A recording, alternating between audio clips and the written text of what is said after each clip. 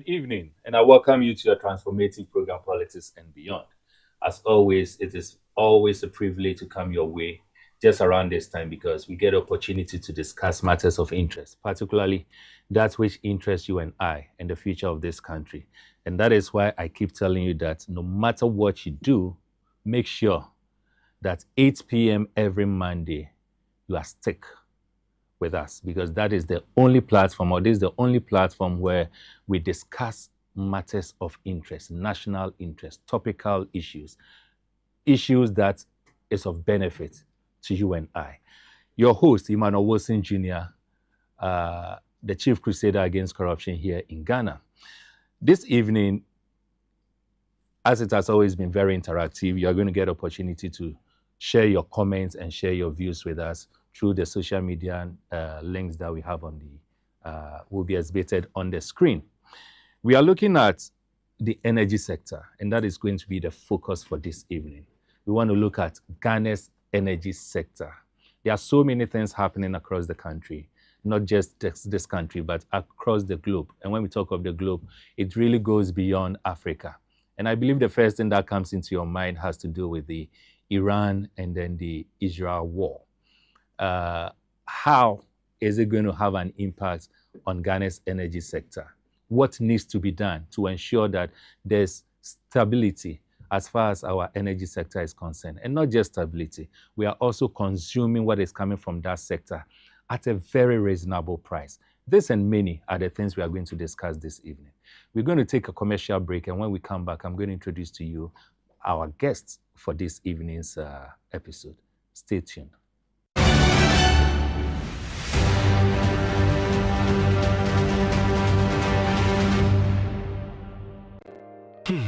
If a cry na menyisika, edia ye mefui. Ehinfa pa na menya bosia, edia tre medwuma yimu. Kai kra mabre, menye bosia ato taxi fofo. Suhum Rural Bank. Suhum Rural Bank.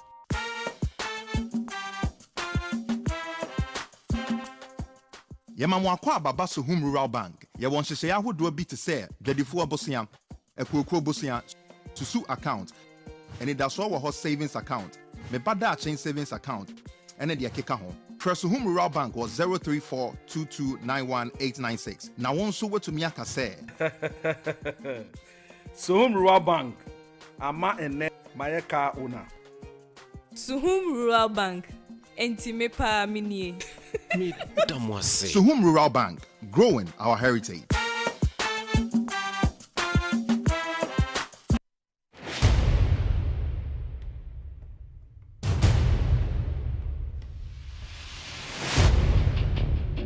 The average human body mass should have at least 60% water for optimal performance in any physical or mental exercise. We can help you maintain it naturally.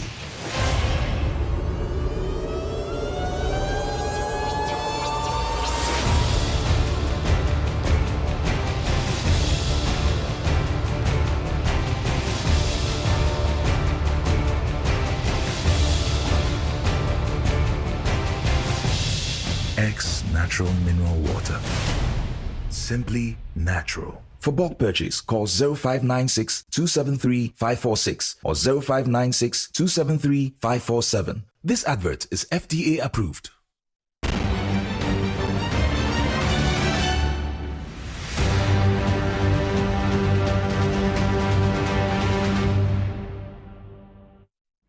Welcome back. As I indicated, your regular host, Emmanuel Wilson Jr., the chief crusader against corruption here in Ghana. This evening, we are looking at the energy sector, and that is where our focus is because so many things are going on, and it is important we start giving attention to it. There has been numerous calls from a number of individuals complaining about how their supply of energy, in this case electricity, seems not to be stable, and every now and then there are individuals and communities complaining. I mean, I believe you've had similar complaints, or you've heard if you've not experienced it. And there are so many other things. Today, there's a worry as to whether or not there's going to be an increment in the fuel prices that we've been enjoying in this country.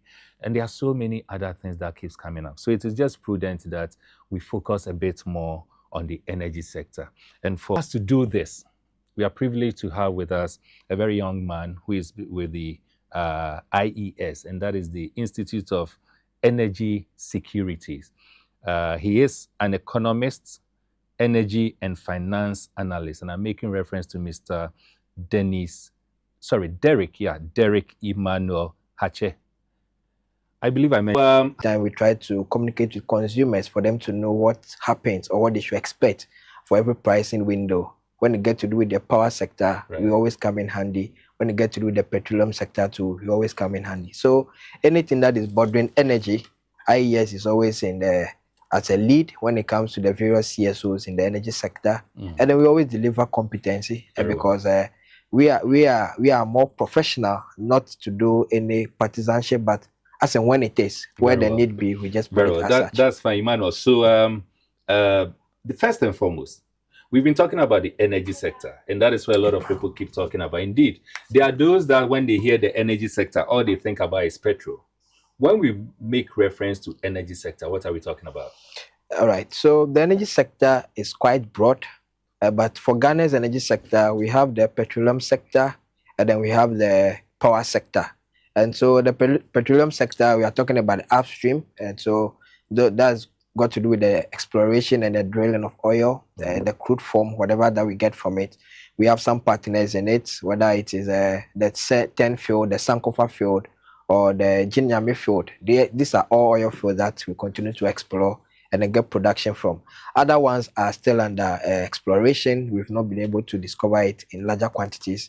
Now we got to a point, and then the major big players, that is the tallow oil and others, they were leaving the country because our terms and references were not something that were favorable to them as compared to our neighbors. So most of them were moving to Cote d'Ivoire and then other neighboring countries. For now, we are getting them back. And so when they come and then they invest that capital, then we are likely to have more oil production fields. For the past years, our oil production has been on a decline. And when it's on a decline, it affects the economy. And so we just hope that there will be the right investment. The macroeconomic indicators must be favorable to them, because if it is not favorable to them, they'll move to another alternative, that is another country. And so now that things seems to be stabilized, the exchange rate seems to be stabilized, there's a new change of government, and so when the government is more responsive to their needs, then they'll be able to have a better terms and references. Then they'll be able to invest or inject their capital, because the upstream, it is not small amount of money, and sometimes it's always a risky area for government to venture into. And so that is the petroleum sector. The power sector is what we always hear of it, because it got to do with ECG. And so anytime that we have lights out and cool, you say, oh, the energy sector, but that's just one leg of it. That's the power sector. But when you take the power sector, we have three major subsectors. We have those who generate the power, then we have those who transmit it, and then those who distribute it. Now, ECG is at the last end, that is a distribution. When it comes to the generation, we are talking about the VRA, which is the hydro component, and we also have the thermal component, that is the independent power producers. So you continue to hear of Asoglica Power and others. Those are the independent power producers. And so they help us to generate power. So if we take them, that is the hydro, the VRA and co, which is about 28% of our energy mix. And then you add the thermal, about 71% of our energy mix. The renewable is quite insignificant, below 2%. And so when you add them, these are the three major generating capacities that we have, both thermal, hydro, and the renewable. Now, when they generate the power, then now Gridco transmits the power to our various to ECG. And so Gridco does the transmission of power to ECG. Now, when ECG receives the power, what they do is that they now distribute it to the various players. And so it can come to your house, it can be to a company, it can be to an industry, or whichever capacity that they have, those who request of it or those who need it, then ECG that does those distribution.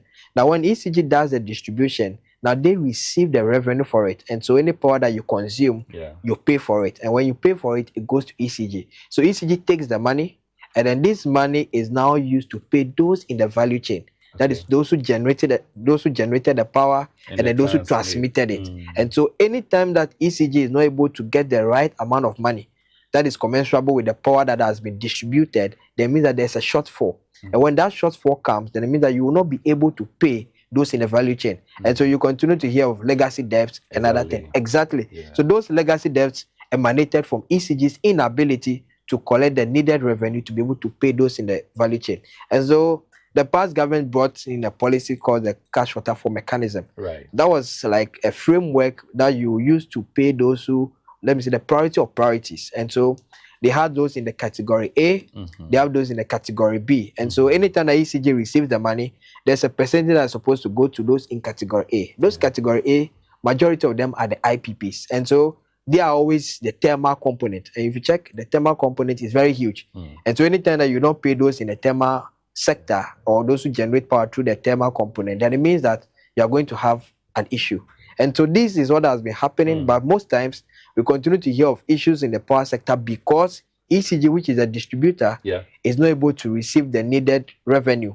And so when you give them, like, say, 100 megawatts of power to sell, trust you me, ECG can only account for 70%. That is just 70 megawatts. And so the 30 is just lost. And so that's what we call the distribution losses. And those distribution losses is from inefficiencies, those who bypass the system, and a whole lot of other things. And so it cripples ECG. And ECG is not able to crack their shape, go after them so that they'll be able to take the needed revenue. And so of late, I'm sure you've seen that ECG task force are going around various homes, workshops, industries, and co. Because a lot of people have bypassed the system.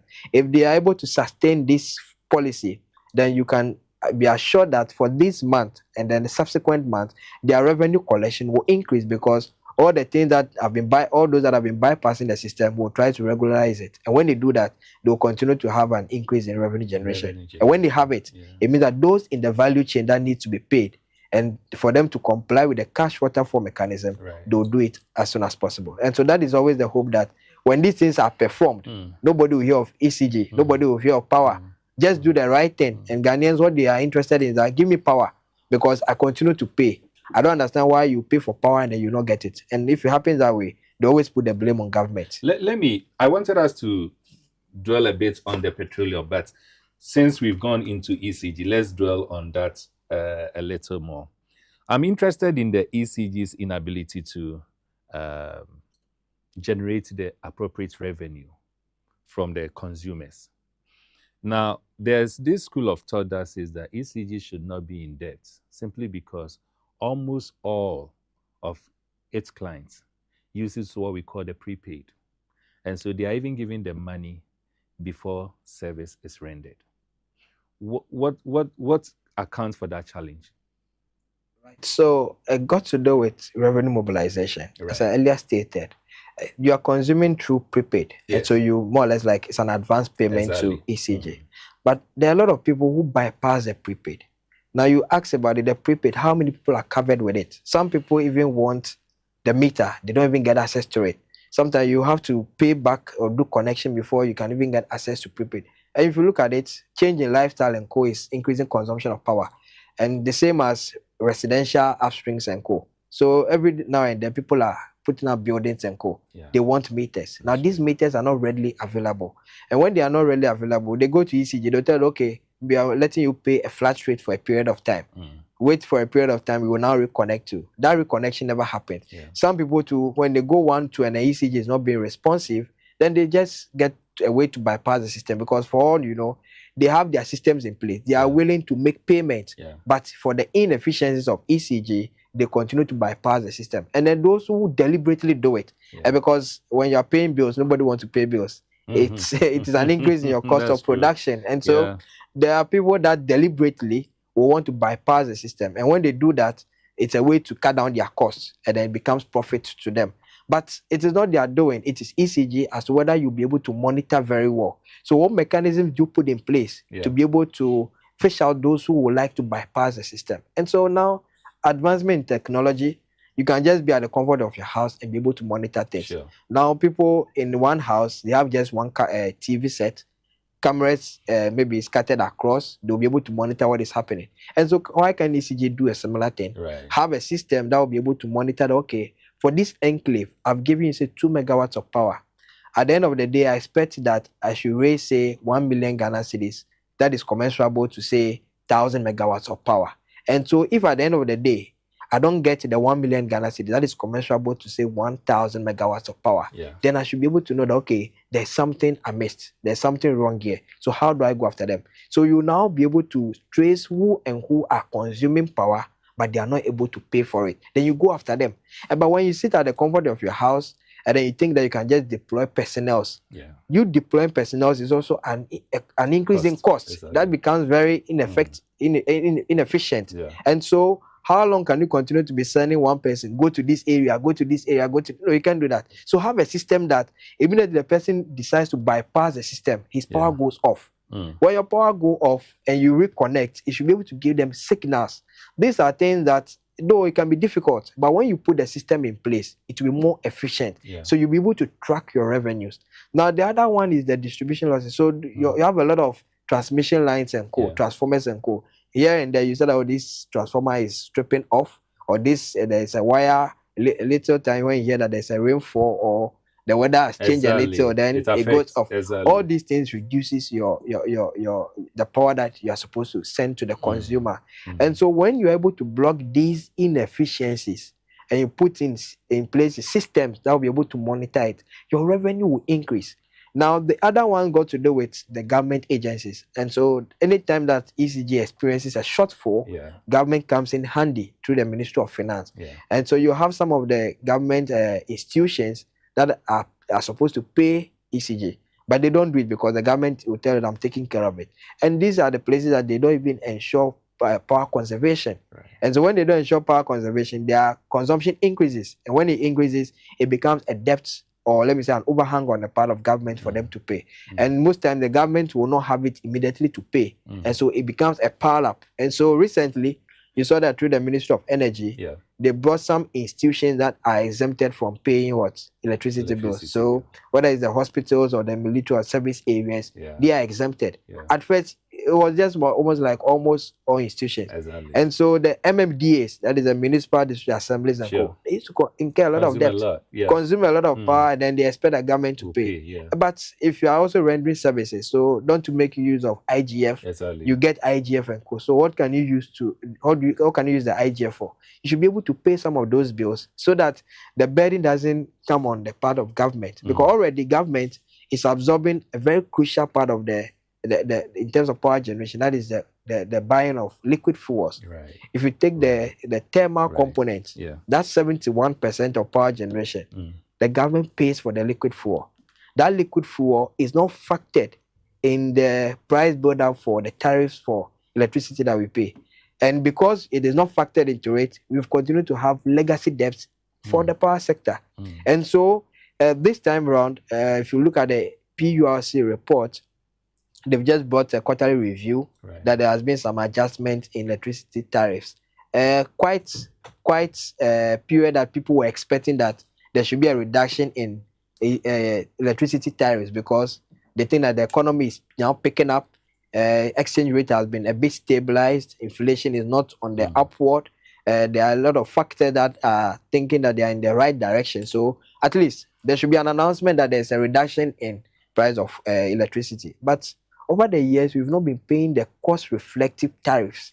And so there has been that political interferences because you and I, when it's getting to elections, the politician is interested in telling Ghanaians that, you know what, I've reduced the cost of electricity, water bills are down. Meanwhile, when you reduce it, it becomes a debt on the books of government. And at the end of the day, you come and tell Ghanaians that we are owing, and so you have to find a way and raise the money. No, that's not a good thing. Let Ghanaians know that they are paying for something, and that thing that they are paying for, they are getting the right delivery of service for it. When that happens, Ghanaians will always have the confidence in you. So when you even want to increase it, they understand because they are getting service delivery. Aside the political gimmick, as you said, where getting to elections, politicians will come and give promises and say that this is going to be free, and later it's us up to the debt stock. Aside the politicians, do you think that Ghanaians are really paying realistic tariff prices? So we are not paying realistic tariffs because of the political interferences. PURC that is supposed to set these tariffs for us will tell you that the liquid cost of fuel that we are using to generate the thermal are not factored into it. The government decides to absorb it. Now, if the government absorbs it, and at the end of the day, the government tells you that I'm owing $3 billion in the power sector, $3 billion. How the government finance it? The government it's not like there's a free lunch. Yeah, when the government does something for you, it is a cost to government. Even subsidies become cost to government. Right. The government must find a way to raise that money. Okay. Where would the government find a way to raise the money from? Is it that through taxes or some productions and co? And so when certain things, especially your extractive sector, you are doing raw material transfer like exports, then you are not getting real value for it. And so you have to raise the rest of the money through taxation. Sure. And that taxation is something that nobody wants to pay. Taxation is like paying tariffs. Sure.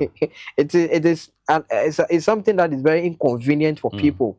And so when you, the government, you come to tell Ghanaians that we are owing, and so I need to now impose taxes for you. So the taxes are either on the price builder for petrol or fuel or in another line item and co. Ghanaians will not be happy with you. And so anytime that you see the legacy debts and co, is because one, there's somebody that is inefficient or somebody is sleeping on his job on the part of ECG. We've had different boards, management and co. They've not been able to make profits and co. They'll come and tell that I've raised 1 billion Ghana cedis for a month. That 1 billion you are talking about, you are supposed to raise like 2.1 billion. Right. And you are raising 1 billion. And you want to compare that 1 billion to a previous period. No, that is very inaccurate. You get the point? Because there has been an increase in tariffs. And so you don't expect to raise 1 billion so that they collect for you. You have to check how much were you expected to collect and how much have you been able to retrieve or receive. Then you now look at the average of it. And so if I'm expecting 100%, and you give me 60%, you're inefficient. What happens to the 40%? So the nominal value of that 60% might be higher than somebody's nominal value. But maybe at that particular point in time, when you look at the percentage, that person was doing around 80%. Sure. And so I cannot come and clap for you. Sure. Are you getting the point? I get it. Yeah, so that is one part of it. The inefficiency in terms of revenue generation is always something that cripples the power sector. When we pay the reflective tariffs, we will not have issues to do with DUMSO. Because when we talk about DUMSO, we currently have enough capacity to generate power for Ghanaians. The current capacity for Ghana, that we call the dependable capacity, is over 3,700 megawatts. Okay. The amount of power we need on daily basis at peak hours, which is around 10 p.m., is around 3,600 megawatts. And so if you have a dependable capacity, that is over 4,800 megawatts on daily basis. What it means is that when you power all your thermal plants, when you power all your hydro, and you want to achieve a 90% efficiency or capacity utilization, and you bring your renewables on stream, then it means that everybody in Ghana must get power. Are you getting my point? But why are we not getting the power? Because the government doesn't have the money to be able to buy the liquid fuels to bring on board all the thermal plants. And so some people, when they don't have the money, some people have to experience DUMSO, that is a load shedding and co. And that is not something that Ghanaians are comfortable with. And so for now, if the government of the day will be truthful to Ghanaians and let Ghanaians have confidence in them that now we want to now reset the economy, we have to reset the power sector, pay the right reflective tariffs, and then they know that you are utilizing that money collected for the right purposes, Ghanaians will have confidence in you. That's really going to be an interesting one. And I look forward to seeing which government will be able to do that. But just one on the ECG. Do you believe in the school of thoughts or the group of people that says that due to the inefficiencies of ECG, we should privatize it? All right. So it is not total privatization because we are learning from past records. We've seen what happened with the PDS and co. And so even if you want to do anything of that sort, you must be transparent with Ghanaians.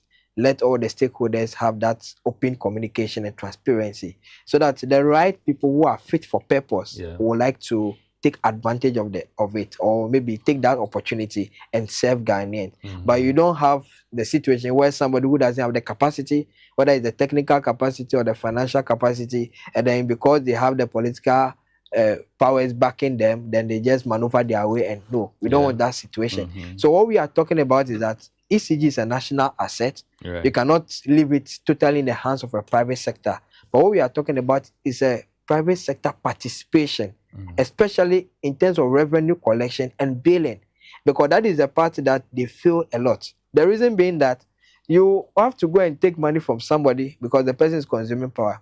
But that person supposedly is a big man in quotes. And so you and I do not have the muscles to go after the person. Are you getting it? So when you don't have the muscles to go after that person, how will you be able to retrieve that money? Meanwhile, the person is bypassing the system. You have a lot of big companies in Ghana who have bypassed the system. Recently, a whole real estate, nobody is using power. Like the power they are using is something that they bypass the system. But assuming they have the political backing or they think they have the financial muscle, so nobody can come after them, how will you achieve efficiency? But when you leave it in the hands of a private sector, as a private sector participation, in terms of billing, in terms of revenue collection, then they'll be able to monitor and ensure that when I give you this amount of power, I'm supposed to get that commensurable revenue that is associated with it. In that case, government is not blamed for it.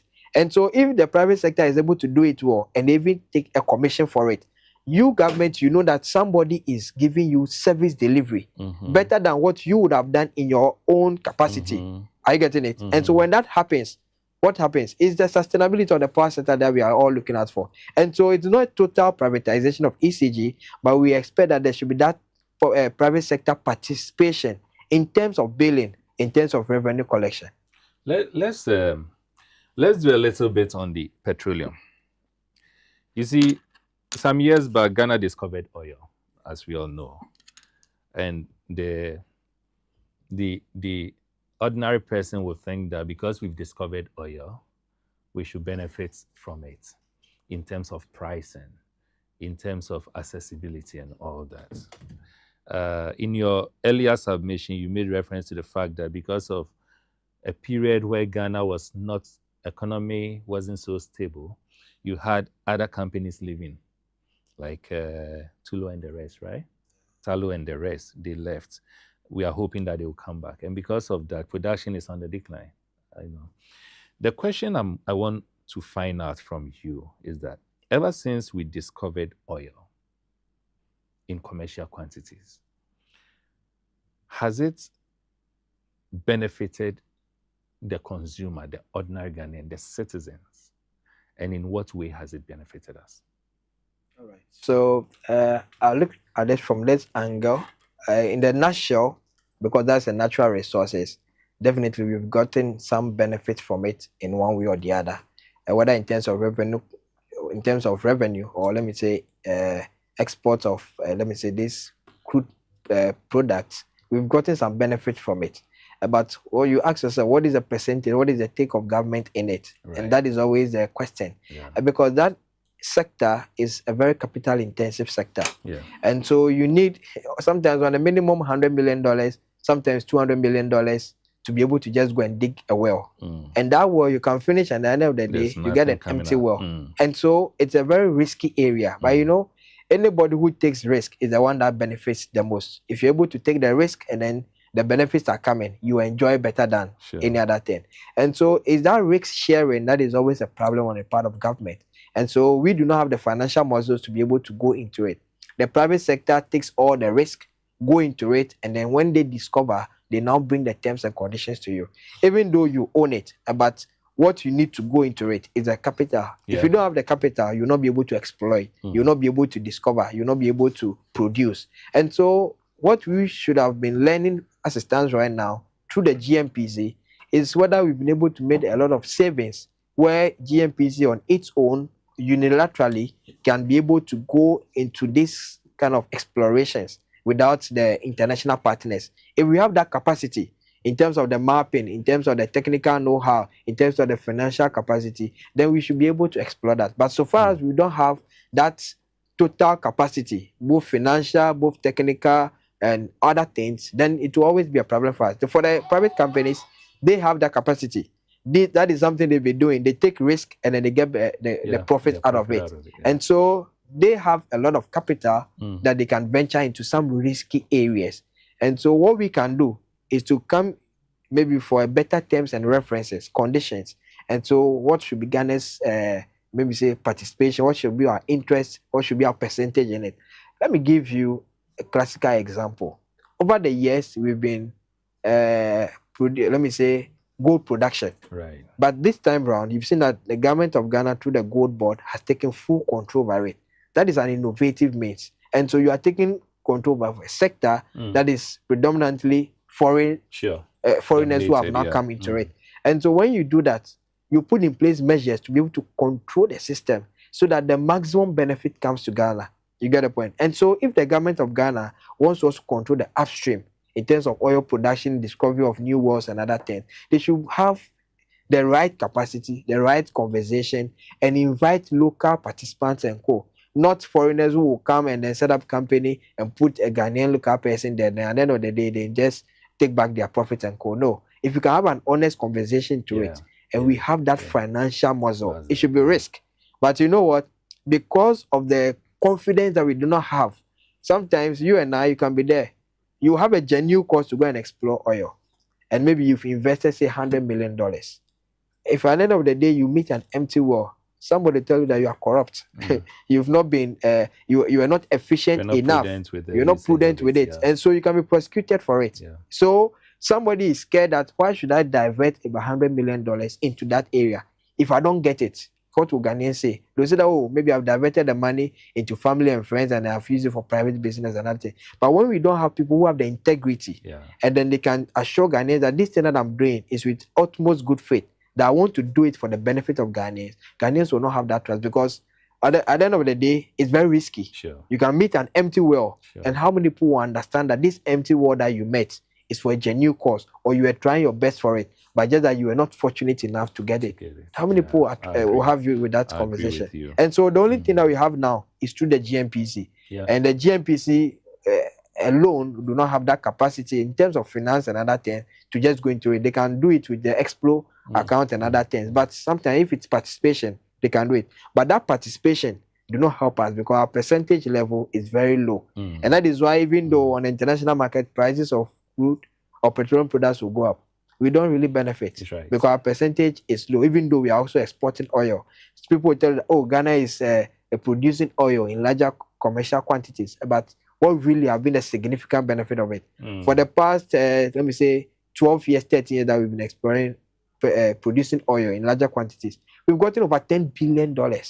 But if you want to go into it, would there be some significant monumental things that you can pinpoint to that, okay, from this oil production, this and this we can point to?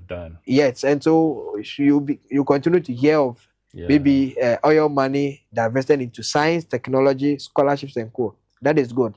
But sometimes when you also invest it into other educational facilities that are not in line with, say, STEM, then it means that you are using the money for not a good purpose. Sometimes you are looking at capital projects because capital projects will be able to pay back on its own. And so if you have used the oil revenue to build, say, Terminal 3 or another big refinery in Ghana, the only refinery that we've gotten so far is a Tema Oil Refinery from Kwame Nkrumah's time. So assuming maybe we'll be able to invest about $100 million into a new refinery with a capacity of, say, 120,000 barrels per day and other things, at least that is something that future generations can pinpoint to. But as it stands now, we don't have something much significant, monumental, that we can pinpoint to. It has just been consumptions and then the little things when it comes to education. Sometimes you hear that they diversify, maybe they have invested into astroturfs, especially. What will astroturf do to oil production? Are you getting it? And so there are some significant things that we expect. And not that you should not invest into corporate social responsibilities. You are supposed to do it. But know that this corporate social responsibility you are doing, is it commensurable in your line of activities that future generations can pinpoint to that? At least our fathers, our mothers, our generation past got oil, but these were the benefits that we've gotten from it. We're not getting that. And so we should have an honest conversation. And then it also take a visionary leader, like in terms of president, to be able to say that, okay, I want to now invest or focus on oil production. We used to have only one. And then later it went to 10 Sankofa Jinyame Field. Is another point. For the past 8 years, there has been no oil exploration. Like if I say new wells, there's none of those sorts. And so it means that the past government have really not invested into any discovery of oil again. So the three ones that we've been depending on is what we are still depending on. And that production of it has even declined. It has declined so much so that you cannot, if you want to compare it to say what we used to get around 2016, 2017, it has declined about 30%, 40%. It is not helping our economy. It will not help our budget. And so if the government of the day, the current government, decides to make a conscious effort to invest into oil production, leading to the discovery of other wells, then it means that we can now get an increase in oil production, and that will increase our revenue. When we get an increase in revenue, we can use it to now support our budget, whether it is for capital projects or whether it is even for recurrent, then that is where we get the benefit. And so there should be that effort, conscious effort, that we have to increase our oil production. The current capacity, let's increase it whilst we add other wells to it. The issue of Thor, over the past period, there has been this argument of, and I have consistently been on it, prior to we discovering oil, Nkrumah was so great in thinking into the future, gave us Tema Oil Refinery. Today we have oil in commercial quantities. Tema Oil Refinery seems not to be working. What's the problem with Tema Oil Refinery? Do you have an idea? All right. So for the, let me speak about what we've seen from 2016, 2017 coming. And so we used to refine oil as at 2016. Right. But from 2017 till now, we've not seen the full optimization of the Oil Refinery. If you say full optimization, are you making reference to us not having it at all, or it is operating but not into full capacity? Not only full capacity, it has been down. If you look at the 8 years period, declining. Sometimes we don't even refine a whole year. We don't even refine anything. Sometimes 2 years, sometimes 3 years. Look at an entity like the Oil Refinery, where for the past 8 years you've had 8 different managing directors, or let me say CEOs, and so there will be that coherence of vision. You will not have it. That coherence of vision that you expect that one leader will pass on to the other. You mean for the past 8 years we've had an average of 8 CEOs? Yes. So 2024. So an average of 1 CEO per year. Sometimes some even last just 2 months. Okay. Are you getting it? So if a CEO is lasting for 2 months, what can the person bring to bear? The person will not be able to do anything. Now it's because of that political interferences. That is why you continue to have change in CEOs every now and there. And so the financial capacity is not there. You are not refining your system. The RFCC and Co are all down. CDU are all down, and so you cannot refine anything. Now, when you don't have the financial muscles, okay, to be able to bring in the crude and refine them, that becomes a debt to you. Now, your tank farms that you are supposed to use for it, you are only renting out your tank farms, and you are getting some fees for it. But your real priority, which is in terms of oil refining, you are not able to refine anything. And so now Thor has just been there like an idle capacity. It's just the name that is there. Recently, the current MD, Mr. Edmond Combat, addressed when they met Parliamentary Select Committee. They now put it in to the public that from this year, October, they are going to start refining petroleum products. And so it takes somebody who want to let the place work. And so it means that one, they already have debts on their books over $500 million debt on their books. Somebody who is not operating, you're having debt on your books. How will you even survive? You get the point. Secondly, you are supposed to pay your staffs. You are supposed to do a whole lot of other things. The operational inefficiencies is too much, and they don't have the right financial capital injections. And so if the Oil Refinery that is as it is get a public, or let me say a private partnership, that political interferences will reduce. The right capital injections will come to bear, and then the forward march of the Oil Refinery can come to place. Now we are competing Dangote. The Oil Refinery have a capacity of 40,000 barrels per day. Right. Okay. It can even increase to 80,000 barrels per day. Yeah. Meanwhile, the whole Ghana, how much is our consumption on daily basis? It's just over 120,000. So if the Oil Refinery is even able to operate at full capacity at 80,000 barrels, that is almost like 70% of our national consumption. And so this thing that we are talking about, Iran, Israel, and other things, you will probably not be affected. When we take crude from the 10 Sankofa Jinyame field, we'll be able to refine them in Ghana. It also now helps protect the currency, our exchange rate. And so we don't need the hard currency, that is the dollar, to be able to import refined petroleum products here. We are getting it from Tema Oil Refinery. Link your pipes and co, and then the various filling stations will get it. When that happens, there is no much pressure on the city. So the city now continues to appreciate. But anytime we need about $400 million on monthly basis to go and import refined petroleum products, that puts pressure on your currency. And so this is the issue. Yeah. Anytime that Tema Oil Refinery begins to work, it will inure to the benefit of Ghanaians, because one, you get revenue, people will get jobs to do, and then that local energy security, where we do not need to depend on foreign, let me say, like external factors, where we can take control of internal factors, will come to place, and then it will help Ghanaians.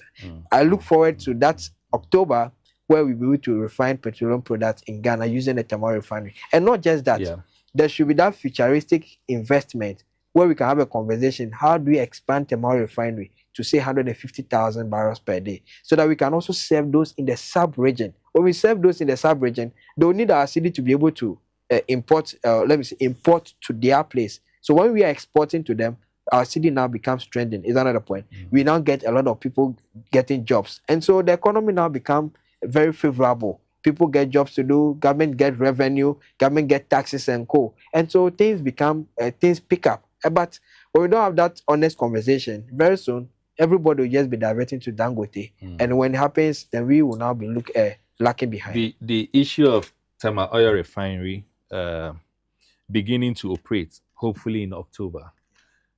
For now, we can only hope that it works. Because if for the past 8 years or so, we've not been able to have it operationalized, I'm sure it will be a bit difficult to convince fully that this October is going to happen. But we are hoping that it works out. Okay, go on. So what I wanted to say is that we are hoping that it works out, but looking at the measures that the current MD and his team are putting in place is to engage those in the financial sector, because one major issue affecting Tema Oil Refinery is access to capital, the finance part of it. And so when when they don't have that capital injections into it, then it affects their operations. And so if they're having an honest discussion with these financial sector players, where they'll be able to advance capital to them, and then they have the confidence that this money that we are advancing to you will be utilized for the right purpose, to bring back your maintenance that you've not been doing, to bring the CDU to make the CDU operationalized, and then the RFCC, then it means that there'll be a good thing. But when there's no capital injection, with that, let me say, people exhibiting technical know-how, people exhibiting efficiency, so that they'll be able to bring their knowledge to bear, then we will continue to be singing the same story. But I just hope that you will have that turnaround, so that Ghanaians will get the maximum. The question benefits. I was asking is, whilst we hope that TOR, that's Tema Oil Refinery, starts activating its work, we currently depend largely on oil from external sources. And one of the places where the whole world depends so much on has to do with the Middle East, because they produce.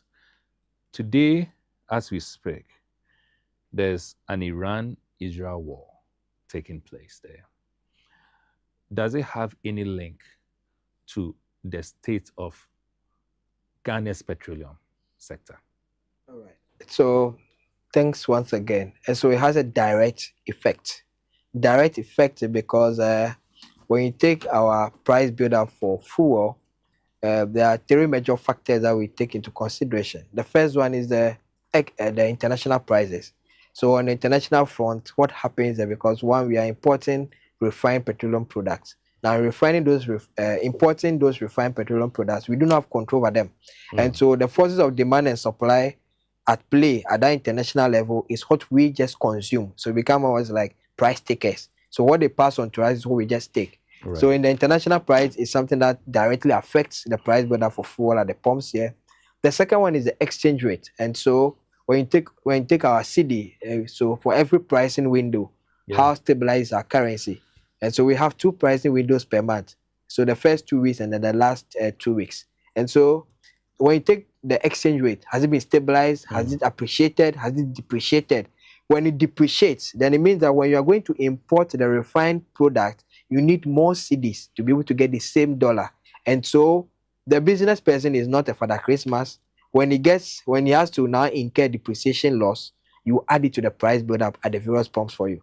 But anytime that the city appreciates, for them to go and bring the refined petroleum products, it means that Ghanaian stands to benefit because the city is what appreciating. And so the exchange rate plays another crucial role. The third one is the taxes and margins. The other ones are the insurance and other things, they come to play, but the taxes and margins are another crucial point in it. And so when you hear about it, they said we're going to add a 1 cedi special petroleum levy or something, right. but that has been suspended. And so if that had come to play, then it means that for the next pricing window, our fuel price would have increased by 1 cedi. And so that means that there's a direct correlation between it.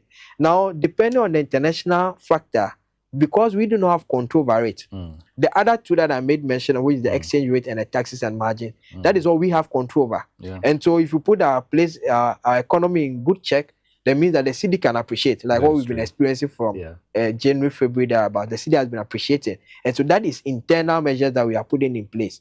The other one is the taxes and margins. Tomorrow, the government or the day can just wake up and say that, okay, for this line item in the price build-up, I'm canceling it. Or for this this maybe levy, I am reducing the percentage or the amount that we pay per liter. I'm going to reduce it. It will translate or reflect at the various pumps. But right now, what is happening on the Middle East is that considering Israel and then Iran war, it's like you want to take goods from Ghana to say Cote d'Ivoire, but you have to use the route through Ghana. Now, when using the route through Ghana, and Ghana is encountering any challenge in terms of war, in terms of other things, Ghana can say that, okay, for now, I am blocking it. I cannot, I don't feel safe. So for the meantime, let me now put in place measures to be able to curtail movement. Okay. When that happens, it means that those who will be able to import things through Ghana to Cote d'Ivoire will be affected. So the same thing is what is happening in Iran right now. So that Strait of Hormuz is where a lot of oil passes. The quantity of oil that passes to that place on daily basis is about 20% of the international demand. And so if Iran decides to say that for these 20%, that is 20 million barrels of that's huge. Product. Yeah, huge, very significant. And so if Iran decides to say that for today, because of what I'm experiencing, because of the war, I cannot allow the movement of these products, and so I'm going to shut it. It means that on daily basis, we are going to get a short change of 20 million barrels of petroleum products coming onto the international market. When that happens, it means that supply is on the decrease. Right. Now, when the little economics for other people to know is that the forces of demand and supply comes to play. So when supply is reduced and then you have demand remaining constant, that means that there is likely to be that shortage. That shortage is what spikes the prices. And so you hear that, oh, for these war prices have gone up, and so it's now trading as almost $80 per barrel and other things. It's because there's that reduction in supply. When that reduction in supply comes to play, because prices have gone up, and then we import the refined product, it has a direct correlation to what happens to us. And so for this first pricing window of July, likely prices will go up. Now, price will go up for the war. It was not able to sustain for a longer period of time. Even now on the international market, prices have started coming down by 6%, 7% thereabout. And so that is good news for us. But the producer, or let me say the one who is going to import that product, is somebody who also got at a higher price. So they are likely to pass on the price to Ghanaians. But the good news for Ghanaians is that for this pricing window, the currency, which is the dollar, or let me say the cedi to the dollar, has been stabilized. And so the impact that would have felt at the pumps because of an increase in international prices, will not feel that magnitude at the various pumps because the cedi has been stabilized. The second part is that there has been that suspension of the one Ghana cedi that we are going to collect. And so for that suspension and then for the currency's stabilization, what is happening on the international market, even though it will have an impact, the impact will not be as significant as we are supposed to experience because the cedi has been stabilized. On the international market, to the world more or less has been a ceasefire. So what people were predicting that it could have been trading at $100 per barrel has now come to almost 70, 75. We are hoping that it gets to 65 or 60. When that happens, that means that is prior to the war. Prices have now come back to what we used to experience prior to the war. And if you don't take care, we can be buying fuel at the various pumps below maybe 10.5, 10.8. Now people are even selling at 10.9. Yeah. Others are selling at 11, and some people are 11.5. We hope that the currency continues to be stabilized or appreciate them more, and then the taxes and margins, especially this suspension of the one levy, even if anything, should come at a time that the conditions are more favorable. So on the international market, fuel should be trading at $60 per barrel, and then the city should be able to appreciate. In that case, if you even bring the introduction of that one Ghana cedis, Ghanaians will not really feel the impact at the various pumps. But when the factors are not in the right direction, and you bring that one Ghana cedi in position, Ghanaians will cry. And when they cry, it means that price of goods and services will go up, because fuel prices in Ghana has a direct correlation to price of goods and services. So anytime prices of petroleum products goes up, because we use for transportation, people use for generator, people use for a whole lot of other things. When it goes up, then goods and services prices are also likely to increase. And so if government of the day, you want to control inflation, then look at your fuel prices. When you're able to contain the fuel prices, then it means that at the various goods and services that are being rendered, prices can be stabilized, or even there can be that inflation rate reduction. And that will be good things for Ghanaians. So what it means, and for me, I'm beginning to get some hope here, is the fact that looking at the elements that determines the prices, we have the international factors, we have the currency stabilization, then we have the taxes and the margins. From all indications, this past month into the 6th month, our currency seems to be stabilized. It is doing fairly well. In terms of taxes and margins, at least there was one tax that was introduced, but it has been suspended. So the only factor here has to do with the international factor, in this case, the Iran-Israel war, right? Now, with the Israel and Iran war, what you are saying is that even though the next window, when it is open, there might be some increments. The increments may not be so significant just because of the other factors, which has to do with the currency stabilization, right? Yeah. And so if that is the case, it simply means that the more we stabilize our currency, and in this case, even if TOR was working, it would have been extremely better. Exactly. You know, I am hoping that we'll have TOR operating as, has been indicated to us, that by October, is that what you said? Yeah, by October, we'll have TOR in I won't say full capacity, but yeah, at least they'll start at least, even anything from 20 to 40,000 barrels per day. They should be able to refine that capacity before expanding to their total capacity. And Ghana's demand is what? It's around 120,000 barrels. 120,000 a day. Per day. 120,000 a day. And they'll be able to do about 40 a day. Does it mean that as we speak now, the 120,000, they are all coming from outside the country? Yes, that is why we need monthly $400 billion to be able to bring refined petroleum products to Ghana. $400 million.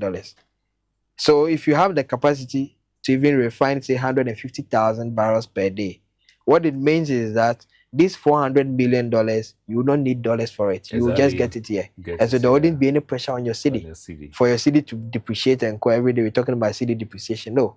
And so at first, Bank of Ghana used to auction dollars for the BDCs to be able to bring the products to Ghana. They used to get just $100 million, sometimes $150 million. The rest of it, they have to go and get it at the black market. And the black market, the rates, they are very high. So when they also get it, your fuel doesn't have a substitute. But that is interesting. See, I'm beginning to appreciate the importance of TOR.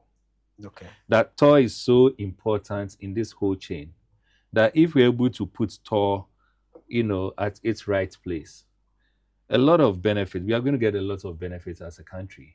Yes. Because we our leaders anticipated that there could be external factors that we do not have control over. And so everybody, what do? You build buffers when you have the means, not when you are in crisis. And so at every point in time, the Tema Oil Refinery becomes a buffer to Ghanaians so that we can be able to solve our internal problems. The BOST, which is the Bulk Oil Storage Transportation Limited, has another component of its duties, or let me say, it's what is expected of them, One of it is that there should be the strategic reserve for the government. Yeah. And so, assuming BOST has a capacity to be able to store enough petroleum product for a period, like say 3 months, because you cannot store for a longer period. Otherwise, the quality of the fuel will reduce. That's right. And so you should be able to store for a period that you can replenish it, and then to be able to like have that recycling in the system. If BOST has a capacity like say 3 months storage of fuel, okay, Yeah. what is happening on the international market or on the international scene, basically we don't care. And because you have enough reserves, definitely there is no word on the international market that will last beyond 1 month or 2 months. Definitely, even the Iran this thing, within just 3 days, 4 days, there's been a ceasefire. Sure. Because if you take that Strait of Hormuz, it is an international route for fuel trading. Yeah. Okay, and so Iran alone cannot be joined to it that I've closed it and have that unilateral right. You can do it temporarily, but for permanently, you need to seek the consent of a lot of United Nations organizations, because United Nations Organization of Law of the Sea enjoins a lot of countries to be able to trade fuel through that particular part. And so whatever thing that happens on international markets or international scene might not be more than a month or two. And so when we have our internal measures in place, whether it is the Tema Oil Refinery, whether it is the BOST capacity, that is the strategic reserves, then it means that Ghanaians have the local capacity to be able to withstand any external shock, should there even be any. But as it stands right now, because the Tema Refinery is not working, the only shock that we have is the BOST, which is just a government entity. But for MPA, they came out and said that, okay, we have enough capacity to ensure that we have a 2 months full capacity. And so even if the war were to go beyond, say, a month, 2 months and go, we have some internal capacity because we have some reserves there. But we could have enough that we could even now be trading for those who are in our neighbors around, whether it is Togo, Cote d'Ivoire, Burkina Faso, and Co. We could be trading with them because we have enough capacity. And so Ghanaians are capable of solving our own problem, not necessarily depending on external factors, especially when we put our measures in place. My very last question. What is Ghana's current reserve capacity? Ghana's current reserve capacity for BOST, it's not even up to a month. It's not even up to It's not up to a month. And so if it's not up to a month, that is quite a worry. But because the other thing is that governments they'll tell the government has not really given them money to ensure reserves. Because BOST engages in trading. If they don't engage in trading, they will not be able to compete. They will not be able to take care of a lot of other things. And so one thing is that BOST engages in trading. That trading is what helps them to survive. And so when they trade, there should be that balance of trade, and then ensuring that reserve capacity that is also required of them. And because what Ghanaians are more interested in is that when there are external shocks, Ghanaians should be assured that, okay, there's some capacity of BOST that can be brought onto the market. So when those ones are brought onto the market, even if there's some external spikes in prices, say $100 per barrel, so Ghanaians are supposed to buy for like say 17 cedis per liter, BOST can say that, you know what, I have some reserves already there. Those reserves, I can trade them at say 11 Ghana cedis. So I'm bringing those ones onto the market so for Ghanaians to enjoy. That is what Ghanaians would have been more happy with. But now they are trying to restructure things so that BOST will be more efficient and live to that capacity. And then we hope that the new management that has taken over will ensure that it's expected of them. In less than 30 seconds, your final words. And so my final words is that the energy sector is very crucial to the economy of Ghana. There's no economy in the world that can survive without the energy sector. Find a way to be able to ensure that discipline, transparency, and efficiency, both the power sector, both the petroleum sector, and then the other subsectors. Ensure that they are working. When they are working, it will help revive the economy. Investors will have confidence in the economy that when they bring their money, they will not come and experience doom so. Because the era of doom so has been very painful. People losing jobs, people losing lives and livelihood, businesses were collapsing and co. We don't want to experience anything of that sort. And so the current administrators of Ghana should assure Ghanaians and that when we pay the right reflective tariffs, and then they also put their efficiencies in place, Ghanaians will continue to enjoy 24-hour power. And that will be a good thing for Ghanaians. Very well. Emmanuel, thank you so much. I've really enjoyed this conversation. Viewers, all too soon, this is where time will allow us. I believe strongly that you've also enjoyed this conversation, as you've always been doing on this platform, Politics and Beyond. The energy sector is really an interesting sector, very, very important sector. And for me, what I need to see most is Tema Oil Refinery bouncing back and operating to full capacity very soon. That is very, very important, because looking at what we have, appreciated this evening, if indeed Tema Oil Refinery was to operate as expected, I believe we would have had some good enjoyment as far as the petroleum and the energy sector as a whole is concerned. The other one that we must also have a look at is the power sector, which has to do with the generation, the transmission, and the distribution. It is so clear that our difficulty has to do with the distribution sector, and that has to do with the ECG's ability to bill and to collect revenue. This has been the bane. This has been the problem that ECG has been confronted with. And so gradually and every now and then, it looks like Ghana is accumulating unnecessary debts. And we'll get to the peak. We'll get to a stage where we will now have to collapse. And that is where we don't want to get to. And so ECG is also encouraged to start thinking outside the box. Possibly, let's have some level of transparency and see if we can have some private, partnership, not selling ECG, but partnership, where the private sector will find a way of collecting revenue, assist in the billing, whilst ECG does its distribution, which is, the basic duty that is expected of ECG. All too soon, as I indicated, this is where time will allow us. I'm still your host, Emmanuel Jr., the Chief Crusader against corruption here in Ghana. Till we meet again next week, same time on your platform TV XYZ, where I'll bring to you Politics and Beyond next week. All I can say for now is good night.